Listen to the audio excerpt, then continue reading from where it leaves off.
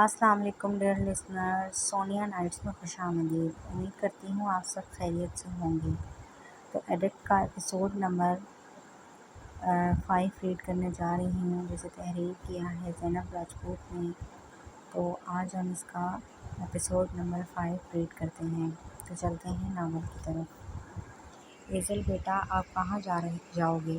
میں آپ کو نکال تو لائی ہوں، مگر رضا بیگ کی پاور جانتی ہوں میں، اسے ایک دن میں پتہ چل جائے گا کہ آپ کو میں نے نکالا ہے۔ وہ ایسے میں اگر آپ میرے پاس ہوئی تو آپ کو سیف رکھ پانا میرے لیے آسان نہیں ہوگا۔ گاڑی ڈرائیو کرتے ڈاکٹر سائمہ نے ایزل کو مخاطب کیا تھا، جو چہرہ ڈھانپے بیک سیٹ پر بیٹھی تھی۔ میں جانتی ہوں یہ سب ڈاکٹر، اور میں نہیں چاہتی کہ میری وجہ سے آپ کو مزید پریشانی اٹھانا پڑے۔ ہاں وہ تو ٹھیک ہے بیٹا، مگر اب آپ جاؤ گے کہاں؟ مرر سے اسے دیکھتے ڈاکٹر سائمہ اس بار کافی پریشانی سے گویا ہوئی تھی۔ ڈاکٹر، آپ مجھے میرے بابا کے ایک دوست ہیں، ان کے گھر اتار دیں۔ وہ میرے بابا کو بلائیں گے تو میں بابا کے ساتھ چلی جاؤں گی۔ ایزل کی آنکھوں میں نمی تیرنے لگی تھی۔ اپنے بابا کے نام سے ہی اس کا نازک سا دل کتنی زوروں سے دھڑکا تھا۔ ایزل، سمجھنے کی کوشش کرو بیٹا، آپ کو کیا لگتا ہے کہ شامیر آپ کو آپ کے بابا کے پاس سے نہیں ڈھونڈ نکالے گا؟ ابھی آپ کا کسی سیف جگہ پر رہنا زیادہ بہتر ہوگا، جب تک یہ معاملہ ٹھنڈا نہیں پڑتا۔ ڈاکٹر سائمہ کی بات بھی بالکل ٹھیک تھی، مگر وہ کیسے کسی دوسرے سے مدد مانگتی؟ ایک بھیڑیے سے تو وہ جیسے تیسے بچ نکلی تھی، اب کیا کسی دوسرے کو اپنا آپ تھالی میں پرو کر دے دیتی؟ نہیں ڈاکٹر، میرے بابا کے سوا اور کوئی نہیں ہے جو میرا یقین کرے گا۔ اور ویسے بھی جب بابا مجھ سے ملنے آئیں گے نا، تو میں ان کو سب بتا دوں گی، پھر وہ خود ہی مجھے چھپا دیں گے۔ ڈاکٹر، اس کی آنکھوں میں چمک تھی، ایک آس امید تھی اس کے معصوم لہجے میں، جیسے ہر بیٹی کو ہوتی ہے اپنے بابا سے۔ بیٹیاں چاہے جتنی بڑی مرضی ہو جائیں، چاہے وہ عمر کے جس بھی حصے میں پہنچ جائیں، وہ اپنی ضد، اپنی بات صرف اپنے باپ کے سامنے ہی سکون سے بیان کر پاتی ہیں، کیونکہ ایک باپ ہی عمر کے ہر حصے میں اپنی بیٹی کا ہیرو ہوتا ہے، جو خود تو قربان ہو جاتا ہے مگر بیٹی کی خوشی پر سمجھوتا نہیں کرتا۔ اوکے، یہ بہتر رہے گا، آپ مجھے ایڈریس بتا دیں اپنے انکل کا، میں آپ کو ڈراپ کر دوں۔ یو ٹرن لیتے ڈاکٹر سائمہ کافی احتیاط سے ڈرائیو کرتے بولی، تو ایزل نے ان کو شفیق صاحب کا ایڈریس نوٹ کروایا۔ ایزل، وہ چیختا نیند میں ہڑبڑاتا ہوا اٹھا تھا، چہرہ پسینے سے تر تھا۔ ایزل میرے خواب میں کیوں آئی؟ اور میں چلا کیوں رہا تھا؟ اپنے چہرے پر ہاتھ پھیرتے وہ پریشانی سے بڑبڑایا تھا۔ کیسا خواب تھا یہ؟ کمفرٹ ٹیبل خود سے دور پھینکتے وہ دونوں گھٹنوں پر ہاتھ رکھتے بڑبڑایا۔ دل جانے کیوں دھڑک رہا تھا، وہ بھی اس قدر تیز۔ اس نے سیل فون اٹھایا اور وقاص کو کال کی، مگر اس کا نمبر بند جا رہا تھا۔ جبھی بے چین ہوتے رضا کو کال کرنے لگا۔ ہائے ڈیڈ، کہاں ہیں آپ؟ رضا نے جیسے ہی کال اٹھائی، وہ سیدھا سوال وہ ہوا، کیا مطلب ہے کہاں ہوں؟ ظاہر ہے سارا دن تھک ہار کر اپنے گھر پر ہی ہوتا ہوں، تم جیسی آوارہ گردیاں تو آتی نہیں ہیں مجھے۔ وہ چھوٹتے ہی غصے سے بولے، فریکچر والے جھوٹ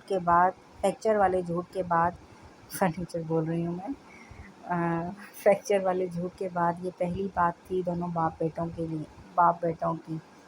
رضا لائبریری میں بیٹھے کسی فائل کو ریڈ کر رہے تھے، جب شامیر کی کال پر وہ اچھے خاصے تپے تھے۔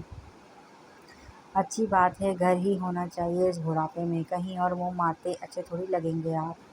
وہ جیکٹ کی زپ ایک ہاتھ سے کھولتا، لبوں پر کمینگی بھری مسکراہٹ سجائے بولا، کیا کہا تم نے بغیرت انسان؟ رضا ایک دم سے اونچی آواز میں دھاڑے تھے، چشمہ آنکھوں سے اتارتے ہاتھ میں پکڑتے وہ ہانپتے ہوئے پھر بھرپور غصے میں تھے۔ بس ڈیڈ، چیک کر رہا تھا کہ میرے آنے کے بعد آپ کی انرجی ویسی ہی ہے یا کم ہو گئی ہے۔ اس کے بائیں گال والا گڑھا مزید گہرا ہوا تھا، موتیوں سے 2 دانت لبوں کی اونٹ میں چمکتے اس کی حسین مسکراہٹ کو مزید حسین بنا رہے تھے۔ انرجی کے بچے، اپنے جیسا گھٹیا سمجھ رکھا ہے کیا تم نے مجھے؟ جس باپ کا تم جیسا نالائق، کمینہ اور بغیرت بیٹا ہو، اسے بھلا کہاں فرصت ہوگی اپنی سپوت کے جھمیلے سنبھالنے سے کہ وہ کہیں منہ مارتا پھرے۔ وہ اپنا غصہ فون کال پر ہی نکال کر دل کا غبار کم کر رہے تھے، جبکہ شامیر ان کی آواز سنتے ہی کافی حشاش بشاش ہوا تھا۔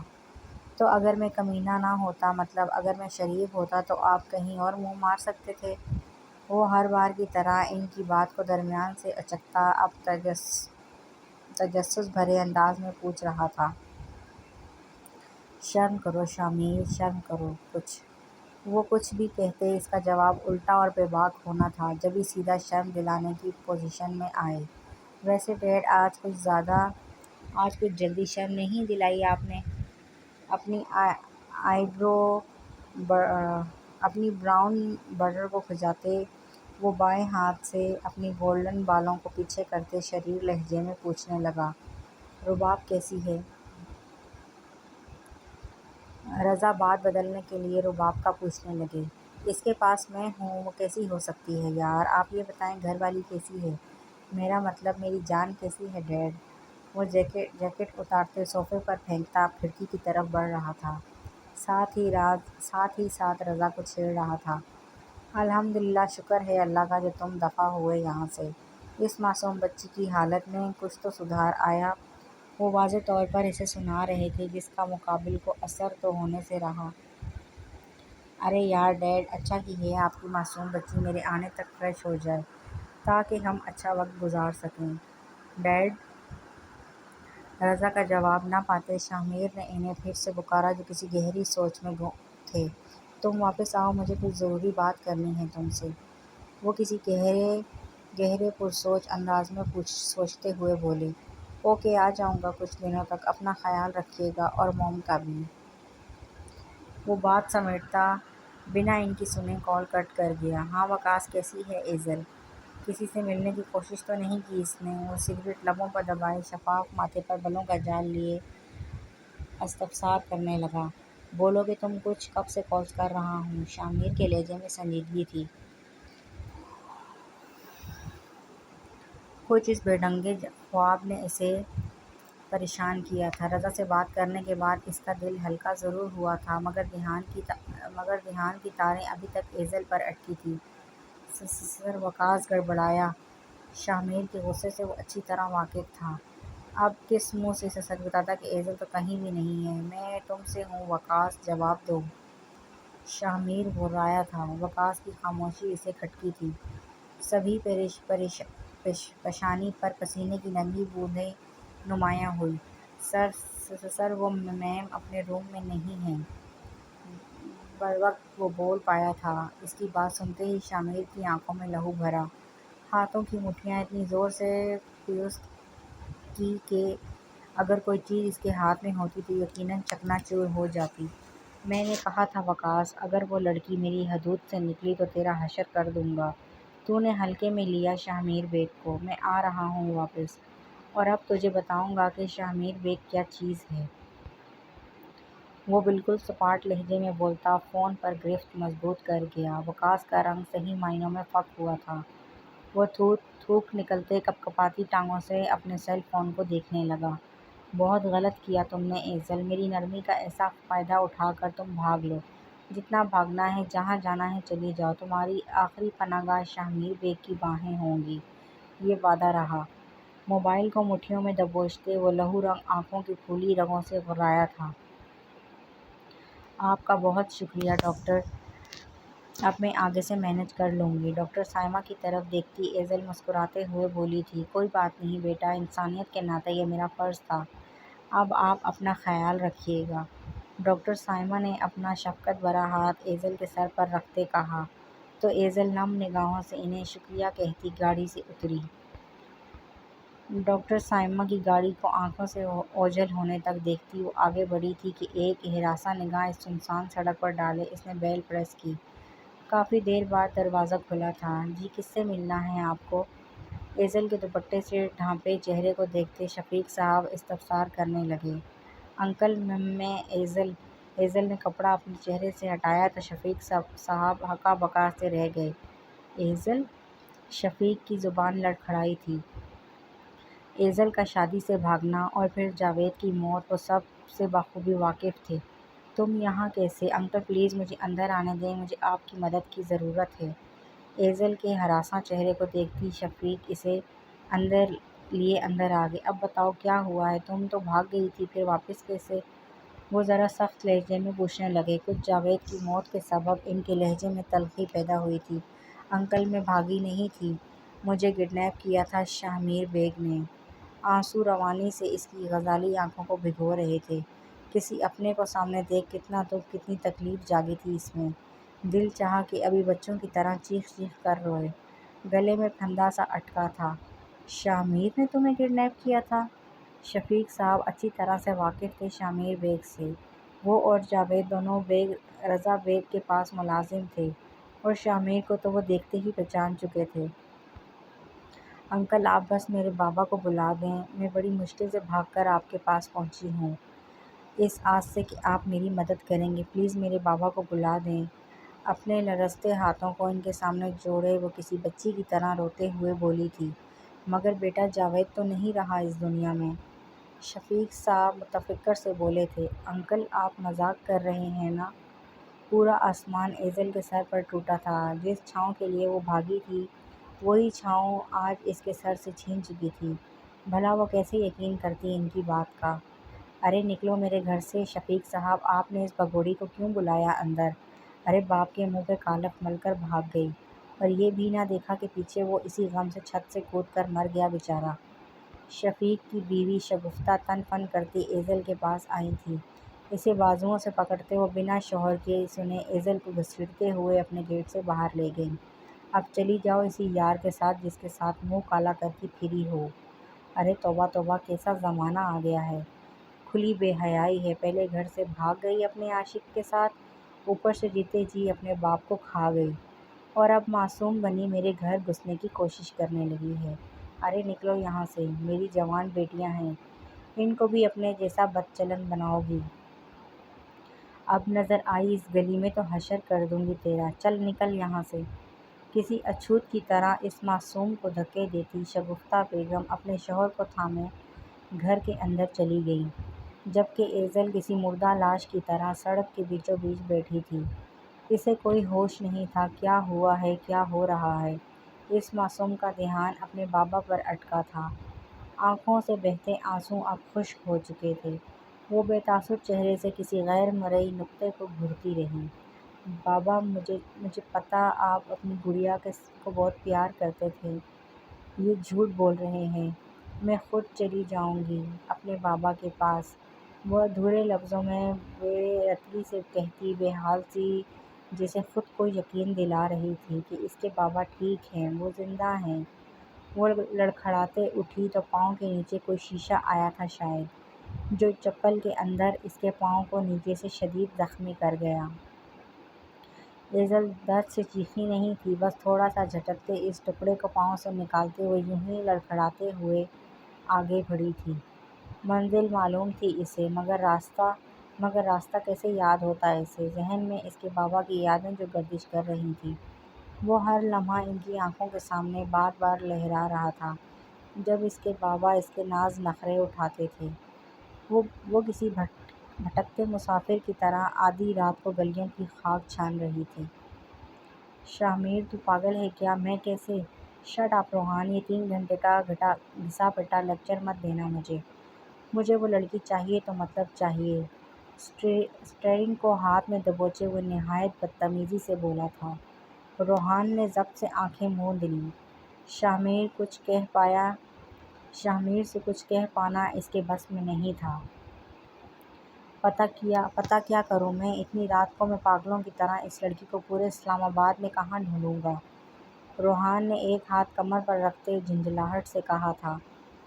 رات کے 12 بجنے والے تھے اور شاہ میر کے بے وقت کال کرنے پر وہ اب بڑی مصیبت میں پھنس چکا تھا۔ اسلام آباد نہیں، صرف مین ایریا ناکہ بندی کروا دی ہے میں نے، ہائی الرٹ کر دیا ہے سب تھانوں کو، وہ جہاں بھی ملی سب سے پہلے خبر مجھے ہی ملے گی۔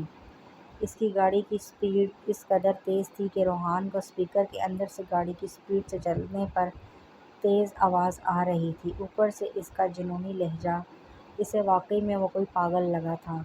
تو پھر میں کیا کروں گا؟ پولیس ڈھونڈ لے گی اسے۔ ویسے وہ اپنے باپ کے گھر ہی گئی ہوگی، چیک کرواؤ وہاں۔ روحان نے اپنے دماغ کے مطابق اسے مشورہ دیا۔ بیوقوف نہیں ہے وہ، اچھے سے جانتی ہے کہ میں سب سے پہلے اس کے گھر جاؤں گا۔ وہ کہیں اور چھپی ہے۔ شاہ میر کی نیلی آنکھوں میں سرخی تھی، عنابی لبوں پر سنجیدگی کے تاثرات جھلک رہے تھے، جبکہ دماغ بالکل کسی ماہر کی طرح کام کر رہا تھا اس کا۔ اوہ یہ بھی ہے، تو پھر پولیس اسے ڈھونڈ لے گی، میں کیا کروں؟ وہ اونگتا ہوا بولا۔ Shut up you idiot! Police کیسے ڈھونڈے گی؟ میں جانتا ہوں، مجھے وہ آج ہی رات واپس چاہیے۔ کہتے اس کا لہجہ ضد سے لبریز تھا۔ تو کہاں ہے؟ اور اتنی رش ڈرائیونگ مت کر۔ وہ گھبرایا تھا، شاہ میر کی عادت سے بھی اچھے سے واقف تھا وہ۔ ایک بار جس چیز کو پانے کی ضد اس کے سر پر سوار ہو جائے، جب تک وہ اسے ملتی نہیں تھی تب تک وہ کسی کو بھی چین نہیں لینے دیتا تھا۔ میں جہاں بھی ہوں پہنچ رہا ہوں۔ اسے ڈھونڈو روحان، ورنہ تمہاری کچھ دنوں میں بننے والی بیوی تمہارے پاسٹ کی بہت سے رازوں سے واقف ہو جائے گی۔ اور میں ڈرا نہیں رہا، تجھے سمجھا رہا ہوں۔ تکھی ناک کو کھینچتے ہوئے وہ ذرا لفظوں پر زور دیتے بولا تھا۔ روحان کے چہرے پر سایہ سا لہرایا۔ اس نے لبوں پر زبان پھیرتے خشک حلق کو تر کیا اور بھاگتے ہوئے میز سے اپنی ہیوی بائک کی چابی اٹھائی۔ اور ہاں، اسے ٹچ مت کرنا ورنہ ہاتھ توڑ دوں گا۔ وہ سپاٹ لہجے میں بولتا روحان کو دم چھوڑ کال کاٹ کر گیا۔ روحان نے غصے سے فون کو گھورتے شاہ میر پر 3 حرف بھیجے اور پھر نہ چاہتے ہوئے بھی وہ باہر نکلا۔ تم؟ حمزہ کو اپنی بائک پر گھر کے باہر دیکھ روحان حیرت سے بولا۔ تجھے کیا لگتا تو اکیلا ہے جو اس بلا کو جھیل رہا ہے؟ وہ کڑوے منہ بناتا بولا اور ایک نظر روحان کو دیکھا اور فوراً سے بائک سنبھالتے سپیڈ تیز کی۔ ہیلمٹ روحان کے سر پر تھا اور وہ سب سے آگے تھا بائک پر۔ بائک کی آواز نے فضا میں ایک ارتعاش پیدا کیا ابھارا تھا۔ اور پھر دیکھتے ہی دیکھتے اس سنسان سڑک پر ایک کے بعد ایک بائک گزری تھی۔ یہ سارے وہ لوگ تھے جو بائک ریسنگ کے چیمپئن تھے۔ منٹوں میں سارے شہر کو چھان مارنا ان کے بائیں ہاتھ کا کھیل تھا۔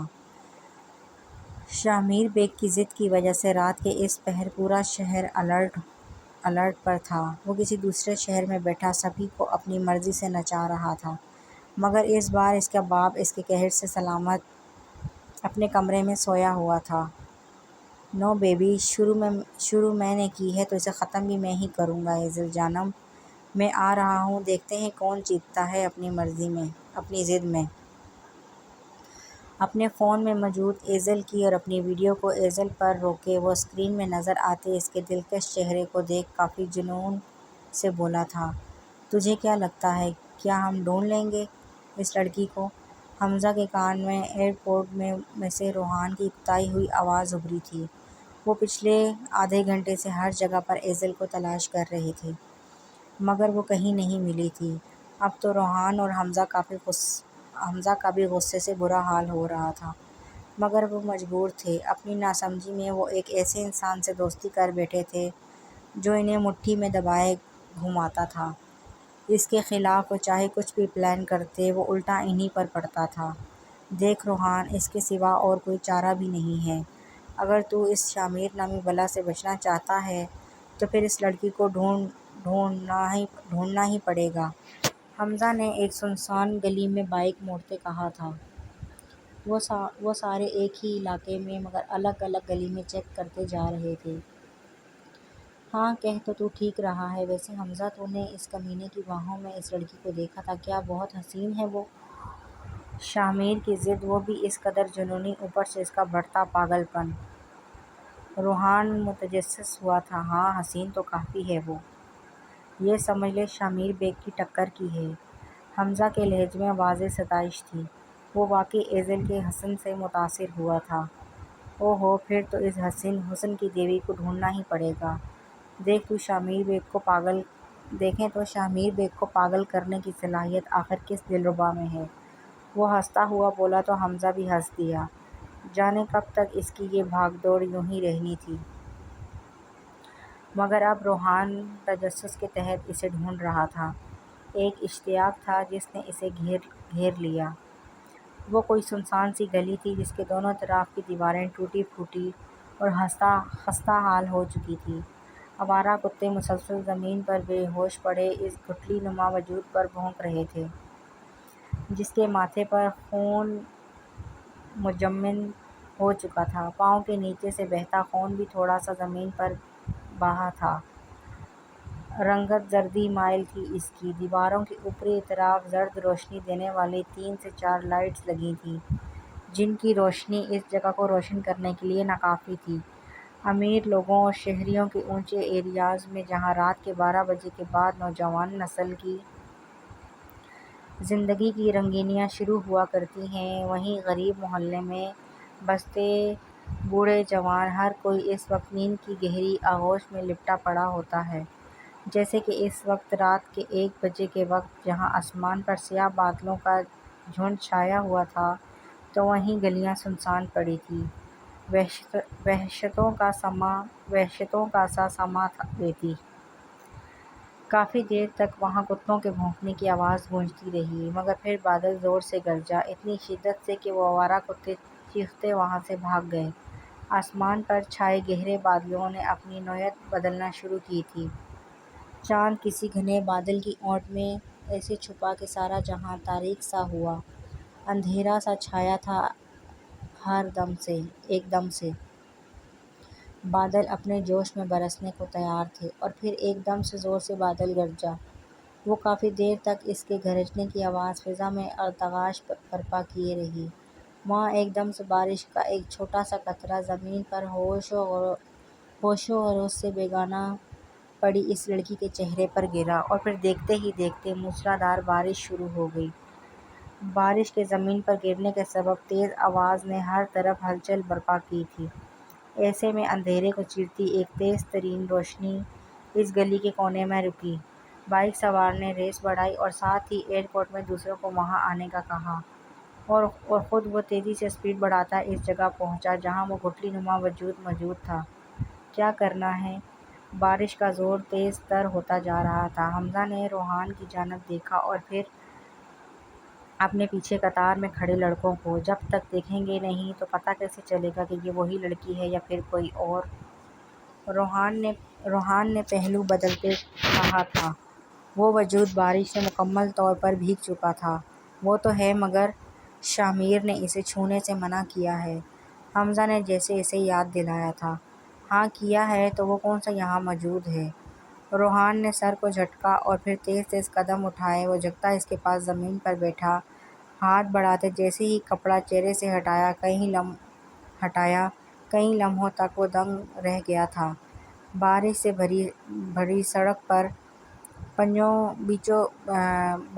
بھری سڑک کے بیچوں بیچ کیچڑ سے لپٹی وہ لڑکی اس وقت بھی کافی حسین لگی تھی روحان کو۔ یار یہ تو کافی کیوٹ ہے، وہ ہنستے ہوئے بولا۔ روحان، یہ ایزل ہے، حمزہ نے کپکپاتے ہوئے کہا تھا۔ کیا یہ واقعی میں وہی لڑکی ہے؟ روحان حیرت زدہ سا حمزہ کو دیکھتے پوچھنے لگا، جو اس وقت خود بھی کافی پریشان تھا۔ اسے اٹھاتے ہیں حمزہ، جانے کب سے یہ بیچاری یہاں پڑی ہے، روحان نے کہتے ساتھ ہی ایک افسردہ نگاہ ایزل کے بے ہوش وجود پر ڈالتے اپنے ہاتھ آگے بڑھاتے سے باہوں میں بھرنا چاہا تھا، مگر اس سے پہلے ہی وہ ایزل کو چھوتا کسی کا ہوا میں سے گزرتا بھاری ہاتھ روحان کے جبڑے پر پڑا تھا۔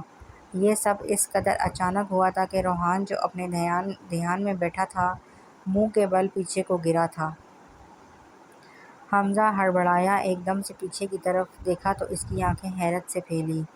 شاہ میر، وہ ہکلاتے ہوئے بولا تھا۔ شاہ میر نے اپنی نیلی سرخ آنکھوں سے روحان کو دیکھا اور پھر ایک دم سے اپنے بھاری قدم اٹھائے وہ آگے بڑھا تھا، اپنی جیکٹ جو کہ بارش کے سبب گیلی ہو چکی تھی اسے اتارتے وہ ایک گھٹنا زمین پر رکھتا نیچے بیٹھا۔ تم لوگوں کا کام ہو چکا ہے، نکلو یہاں سے، وہ بولا، کم دھاڑا زیادہ تھا۔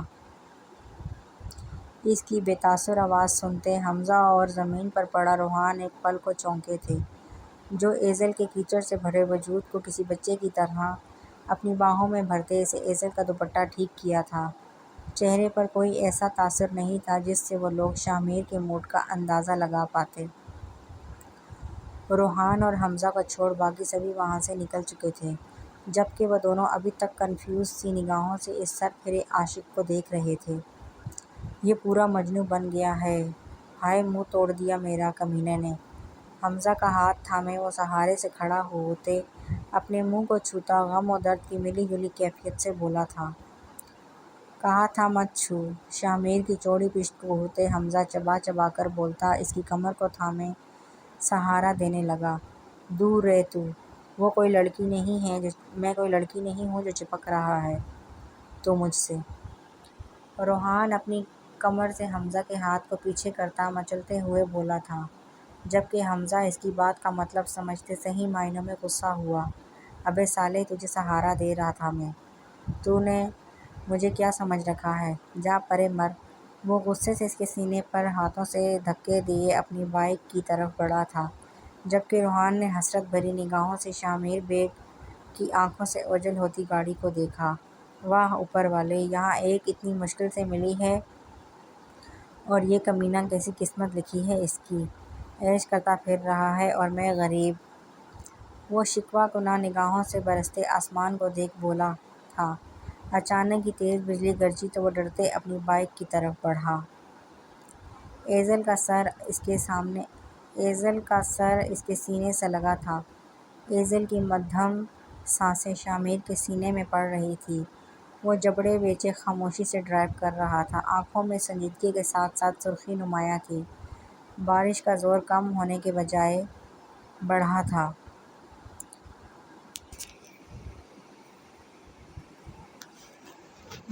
شاہ میر نے ایک نظر ڈیش بورڈ پر اپنے رنگ ہوتے موبائل کو دیکھا۔ رباب اسے پچھلے 5 گھنٹوں سے کالز کر رہی تھی، مگر وہ مکمل طور پر اسے اگنور کر رہا تھا۔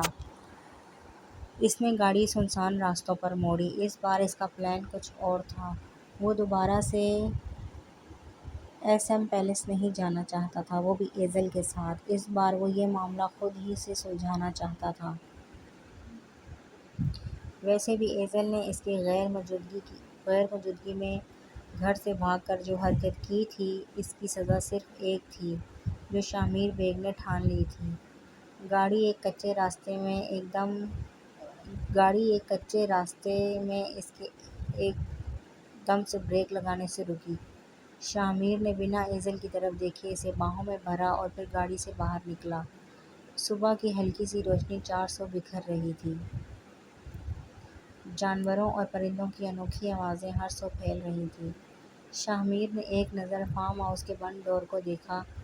چوکیدار شاید سو چکا تھا، جبھی غصے کے سبب اس نے لکڑی کے گیٹ کو ٹھوکریں مارنا شروع کر دیں۔ گیٹ کے آگے پیچھے ہونے کی زوردار آواز پر چوکیدار چھڑی اٹھائے باہر کو لپکا تھا۔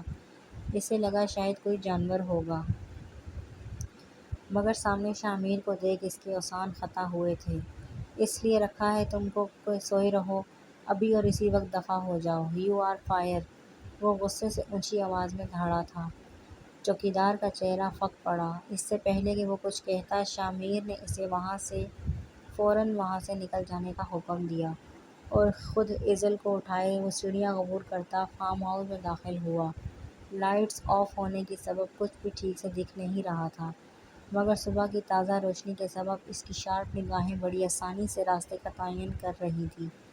وہ قدم در قدم چلتا آگے بڑھا اور سیڑھیاں عبور کرتا سب سے لاسٹ پر بیک سائڈ ایریا میں موجود اپنے روم میں گیا۔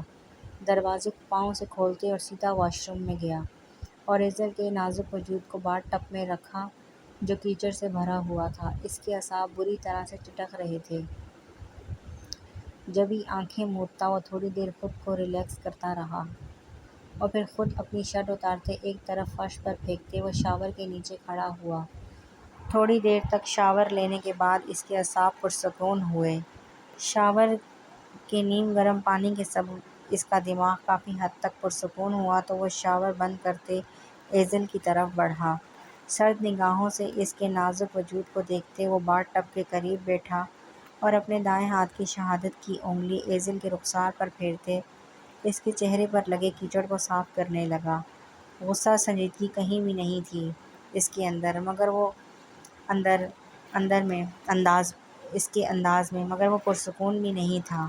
ایزل کے حسین چہرے کو یک بارگی سے دیکھتا وہ رخسار سے انگلی اس کے چہرے نقوش پر پھرنے لگا۔ اس کے ذہن میں وہی خواب لہرایا۔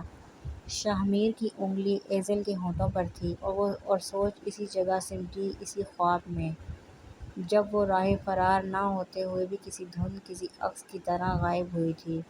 ان 6 گھنٹوں اور 45 منٹ میں تم نے شاہمیر بیگ کی دنیا پلٹ کر رکھ دی ایزل جاوید، کہتے اس کی آنکھوں میں سرخی کی ڈوریاں تیرنے لگیں۔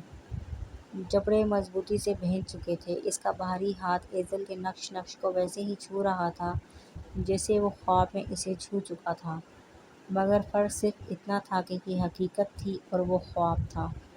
کبھی کبھی کسی کا مدتوں دور ہونا معنی نہیں رکھتا، کسی کے لمحوں کی دوری انسان کی ضد کو جنون بنا سکتی ہے، اور تم میرا جنون ہو ایزل، شاہمیر بیگ کا جنون، جسے میں حاصل کر کے رہوں گا۔ قسمت اچھی ہے تمہاری جو ہر بار میرے غصے سے بچ جاتی ہو تم، ورنہ شاہمیر بیگ کسی کو اتنی آسانی سے اپنی تذلیل معاف نہیں کرتا۔ اس کے ماتھے پر چپکے بھیگے بالوں سے پانی کی بوندیں فرش پر گر رہی تھیں۔ نیلی آنکھیں حد درجہ سرخ تھیں۔ وہ جبڑے بیچے سرخ آنکھوں سے اس حسین دلربا کو دیکھ رہا تھا جس کی سانسوں میں مدھم سی روانی تھی۔ ماتھے پر خون ابھی تک ویسے کا ویسا ہی منجمد ہوا پڑا تھا۔ شاہمیر کا ہاتھ ابھی تک اس کے نقش کو چوم رہا تھا۔ اتنا آسان نہیں تھا اس لڑکی کو ڈیل کرنا جتنا وہ سمجھ چکا تھا۔ ایسا نہیں تھا کہ وہ مر مٹا تھا اس پر، مگر اس لڑکی کو پانا دن بدن مشکل ہوتا جا رہا تھا، اور شاہمیر جلد از جلد اسے اپنی زندگی سے نکالنا چاہتا تھا تاکہ وہ کچھ نیا کر پاتا۔ ایزل کے چہرے کو صاف کرتے وہ اب اس کے بازو اور گردن پر لگے کیچڑ کو اتار رہا تھا۔ آنکھیں ویسی ہی بے تاثر تھیں۔ اس کے وجود کو اچھے سے صاف کرنے کے بعد وہ باتھ روب لیے دوبارہ سے باتھ ٹب کے قریب آیا اور اسے اٹھائے بمشکل سے باتھ روب پہنائے دوبارہ سے باہوں میں بھرے وہ اسے لیے روم میں آیا۔ کھڑکیوں سے ٹکراتی سورج کی مہکتی خوش رنگ تر و تازہ کرنیں کمرے کو منور کر رہی تھیں۔ ایزل کو نرمی سے بیڈ پر لٹائے وہ کبرڈ کی جانب بڑھا اور اپنے کپڑے نکالتے چینج کرنے چلا گیا۔ پانی کے سبب اس کے سر پر بندھی پٹی سفید پٹی گیلی ہو چکی تھی جسے جلد از جلد تبدیل کرنا ضروری تھا۔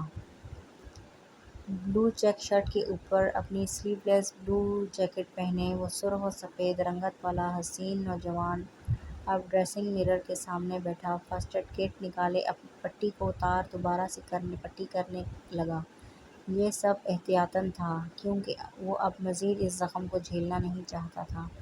تھوڑی دیر تک وہ پٹی کرنے میں کامیاب ہوا تھا۔ ایک نظر مرر سے بیڈ پر لیٹی ایزل پر ڈالی جو ہوش و حواس سے بیگانہ تھی۔ وہ دھیمے قدموں سے چلتا بیڈ کی طرف بڑھا اور ایزل کے پاس بیٹھتے وہ بغور اس کی بند پلکوں اور ساحرانہ نقوش کو دیکھنے لگا۔ بہت بے صبری سے انتظار ہے مجھے جانم کہ تم جلد از جلد ہوش میں آؤ تاکہ ہم دونوں پیار بھری باتیں کر سکیں اور کافی اچھا وقت ایک دوسرے کے سنگ گزاریں۔ اس نے ہاتھ ایزل کی گردن کے قریب دائیں بائیں رکھے اور جھکتے اپنے ہونٹ اس کی پیشانی پر رکھتے سرگوشی نما آواز میں کہا۔ ایزل کا وجود ٹھنڈ سے منجمد ہوا پڑا تھا۔ شاہمیر نے اس کے رخساروں کو چوما اور پھر اٹھتے کبرڈ سے اپنے کپڑے نکالے وہ بیڈ پر آتے ہی ایزل کے کپڑے چینج کروانے لگا۔ اس بار آنکھوں میں ایک شیطانی سی چمک تھی۔ لبوں پر شریر مسکراہٹ لیے اس نے ایزل کے نازک ہاتھ کو تھامے اس کی پشت پر اپنے دہکتے لبوں کا لمس چھوڑا۔ شاہمیر بیگ کسی کی بے ہوشی کا فائدہ نہیں اٹھاتا، جاؤ کیا یاد کرو گی جانِ بہار، وہ گہرے لہجے میں بولتے جگہ سے دوبارہ اٹھا اور کھڑکیوں کے پردے برابر کرتے وہ اندھیرے میں بمشکل سے بیڈ پر آتے اس کے کپڑے چینج کرنے لگا۔ وہ شاور لیتا فریش ہوتے باہر آیا تو اپنے روم میں موجود سفینہ کو دیکھ ایک پل کو ٹھٹکا۔ تم یہاں کیا کر رہی ہو؟ لہجے میں ناگواری سموئے وہ تولیہ اسٹینڈ پر رکھتے بولا۔ سفینہ نے مسکراتی نگاہوں سے اسے دیکھا اور پھر چلتی اس کے قریب کھڑی ہوئی۔ وہ میں نہ تم سے ملنے آئی تھی جی، کیسے ہو تم؟ وہ دوپٹے کا کونا انگلیوں پر گھماتی کچھ شرماتے ہوئے سے انداز میں بولی۔ یسال نے ضبط سے آنکھیں میچ لیں۔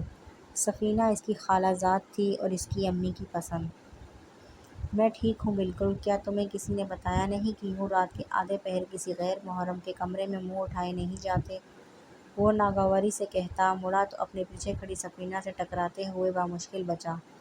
تم کوئی غیر تھوڑی ہو یسال، تم تو میرے اپنے ہو، مطلب میری خالہ کے بیٹے۔ یسال کو دیکھنے پر وہ گڑبڑاتے ہوئے بولی تھی۔ یسال نے سرد سانس فضا کے سپرد کی۔ آگے ہی ایزل کے لیے وہ بے حد پریشان تھا۔ اوپر سے سفینہ کا اس کے گھر میں اور اس کے روم میں آنا کسی مصیبت سے کم نہیں تھا۔ سفینہ جاؤ یہاں سے، مجھے نہیں پسند کوئی بنا اجازت کے میرے روم میں آئے، آئندہ احتیاط کرنا۔ وہ سپاٹ لہجے میں سرد نگاہوں سے اسے دیکھتا گویا ہوا۔ کیوں نہیں پسند، وہ ایزل بھی تو آتی تھی ساری، پتہ نہیں کیسے میرے منہ سے پھسل گیا۔ یسال کی سرخ نگاہوں کو خود پر پاتے وہ گڑبڑاتے ہوئے بولی تھی۔ وہ ایزل تھی میری محبت، میری منگیتر، وہ کبھی بھی کسی بھی وقت آ سکتی ہے میرے روم میں۔ اس کی آنکھوں میں اپنے لیے غصے بھری نگاہیں ڈالے وہ اسے بہت کچھ باور کروا گیا تھا۔ مگر وہ تو چھوڑ گئی تمہیں، بھاگ گئی کسی عاشق کے ساتھ۔ مگر میں تو تم سے سچی محبت کرتی ہوں یسال، تمہیں کیوں نظر نہیں آتا؟ اس کی آنکھوں میں نمی تھی، ایک شکوہ، ایک درد آباد تھا۔ تمہاری اس سو کالڈ محبت کا اچار نہیں ڈالنا مجھے۔ میں اچھے سے جانتا ہوں میری ایزل کبھی مجھے دھوکہ نہیں دے سکتی۔ وہ صرف اور صرف میری ہے اور بہت جلد میں اسے ڈھونڈ لوں گا۔ تو آئندہ اس کے بارے میں کچھ بھی بکواس کرنے سے پہلے 100 بار سوچنا۔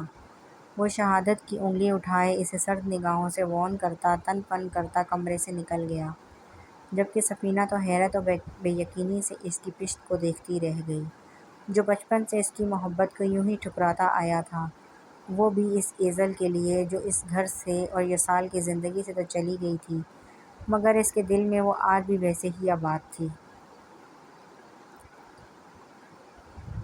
کھڑکیوں سے سرکتے پردوں کے سبب سورج کی چمکتی تیز کرنیں ایزل کے شفاف چہرے پر پڑی تو آنکھیں مضبوطی سے میچے وہ کروٹ بدل گئی۔ شفاف ماتھے پر لکیریں ابھری تھیں۔ ایزل نے کمفرٹیبل ہاتھوں میں دبوچ لیا۔ سیاہ چاندنی رات میں وہ لڑکھڑاتی ہوئی آگے بڑھ رہی تھی، جب ایک گلی میں مڑتے ہی گاڑی کا تیز ہارن اسے سنائی دیا، ساتھ ہی تیز روشنی اس کی آنکھوں سے ٹکرائی۔ کوئی اسے گھسیٹتا ہوا باہر لے جا رہا تھا۔ باپ کو کھا گئی، جانے کس عاشق کے ساتھ بھاگی ہوگی۔ بیٹا جاوید تو اب نہیں رہا، وہ تو مر گیا۔ اس کے ذہن میں لفظوں کی باغ دوڑ نے اس کی ذہنی اور جسمانی کیفیت کو بحال کر دیا۔ سانسوں میں ایک دم سے روانی آئی تھی، چہرہ پسینے سے تر ہو چکا تھا۔ بابا بابا، وہ ایک دم سے چیختی ہذیانی سی کیفیت میں چلاتے ہوئے اٹھی تھی۔ بکھرے بال اس کے چہرے پر ڈھلک رہے تھے۔ وہ تیز تیز سانسیں بھرتی، جیسے ہی حواس کی دنیا میں لوٹی، اپنے بازوؤں کو گھٹنوں کے گرد لپیٹے وہ بری طرح سے سسکنے لگی۔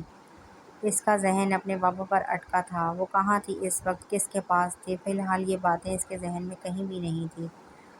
بابا، اسے یاد تھا جب وہ رات کو بہنگم سی حالت میں اپنے محلے پہنچی تھی تو اسے دیکھتے ہی گاؤں کے باہر دو دکاندار نے زوردار آواز میں کہا تھا، لو آ گئی باپ کو مار کے، جانے کس کے ساتھ منہ کالا کرتی رہی ہے۔ یہ بھی نہ سوچا بیچارے غریب باپ کا کیا ہوگا۔ الفاظ تھے کہ گویا پگھلا ہوا سیسا جو اس نازک سی لڑکی کو توڑ گیا تھا، مگر دل کے کسی کونے میں اسے امید تھی، بلکہ یقین تھا کہ اس کے بابا ٹھیک ہوں گے، صحیح سلامت۔ وہ چند قدم آگے بڑھی تھی جب اس کی چچی کسی محلے کی عورت کے پاس کھڑی نظر آئی۔ ایزل کا بے جان وجود اس کی آواز پر تڑپ اٹھا تھا۔ وہ ایک امید ہے سے دامن کو تھامے ان کے پاس گئی تھی، جو اسے دیکھتے ہی ہکا بکا سی رہ گئی۔ چچی بابا، وہ رونے کے سبب الفاظ گڈ مڈ ہو رہے تھے۔ گلے میں آنسوؤں کے پھندے نے اسے ایسا جگڑا کہ وہ حسین لڑکی بری طرح سے مچلتی رونے لگی۔ ارے کل موہی، دور رہے، مر گیا تیرا باپ، مر گئی تیری ماں اور بہن بھی۔ اتنا سننا تھا کہ ایزل کا سانس ایک دم سے رک گیا۔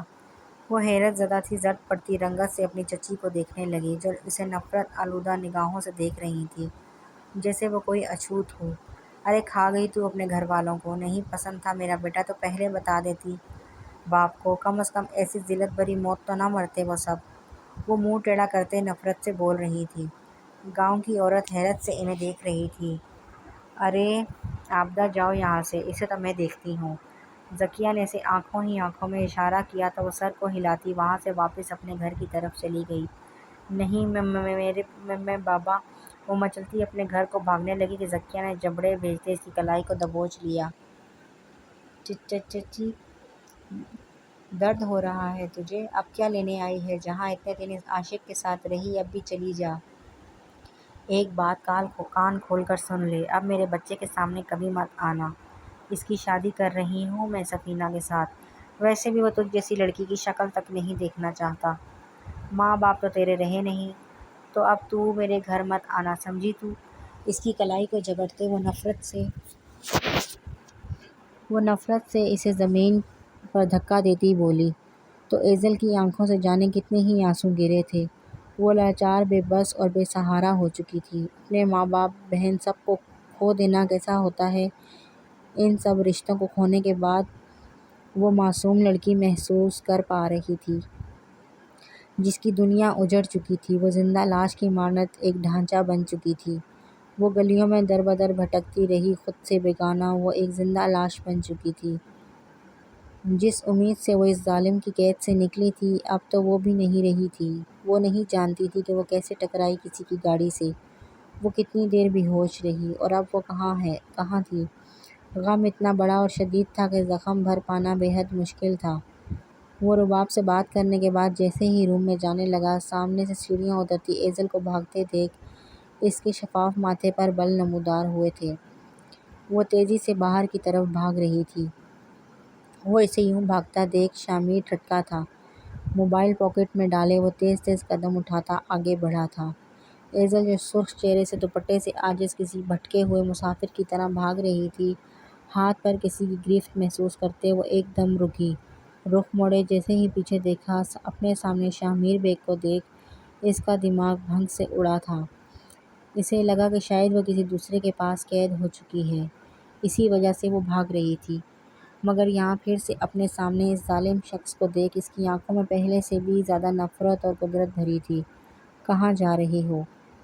شامیر نے سخت تاثرات سے اس کی کلائی پر زور بڑھاتے حسین سراپے پر ایک زیرک نگاہ ڈالتے استفسار کیا۔ ہاتھ چھوڑو میرا شامیر، وہ نفرت سے چلائی تھی، مگر اس بار خود کو چھڑوانے کی کوشش نہیں کی۔ شامیر کو اس کے لہجے میں کچھ عجیب سا اکڑا پن محسوس ہوا۔ کہا تھا میں نے بھاگنے کی کوشش مت کرنا، مگر تم پھر بھی باز نہیں آئی۔ وہ جبڑے بیچے اسے اپنی طرف کھینچتا غصے سے بولا۔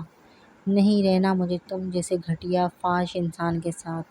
ہاتھ چھوڑو میرا ورنہ اچھا نہیں ہوگا۔ اس کے لہجے میں نفرت تھی، آنکھوں میں سرد پن کے ساتھ ساتھ حد درجہ قدرت سموئے وہ غراتے ہوئے بولی۔ بیہیو ایزل ورنہ اچھا نہیں ہوگا۔ اپنے لیے اتنے سخت الفاظ سننا وہ دانت پر دانت جمائے غراہٹ سے بولا۔ ورنہ کیا؟ ہاں کیا کرو گے ورنہ؟ بولو۔ اپنا دوسرا ہاتھ اس کے سینے پر مارتی وہ دھاڑی تھی، سوجی آنکھیں اس کے دیر سے رونے کی چغلی کھا رہی تھی، لرزتے کپکپاتے لبوں سے وہ بامشکل سے رونے کے ساتھ ساتھ بول پا رہی تھی، جبکہ غزالی آنکھوں میں نفرت کا جہاں آباد تھا، جس کا اکیلا ذمہ دار شامیر بیگ تھا۔ ایزل، منہ بند کرو اپنا، نام مت لو اپنے گھٹیا منہ سے میرا۔ خونی قاتل درندے ہو تم، مجھے بھی مارو گے جیسے میرے بابا کو مار دیا، جیسے میری ماں اور میری بہن کو مار دیا۔ بولو گھٹیا انسان، اپنے نفس کی خاطر تم نے ایک غریب باپ کی سالوں کی عزت پر ہاتھ ڈالا، اسے جیتے جی مار دیا۔ شامیر بیگ، خدا کا قہر نازل ہوگا تم پر، تم مر جاؤ، مرتے کیوں نہیں ہو تم؟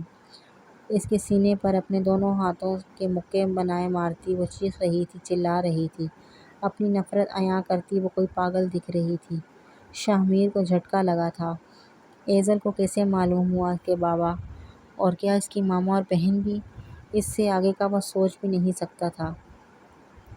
نفرت کرتی ہوں میں تم سے، سنا تم نے گھٹیا ذلیل حیوان درندے۔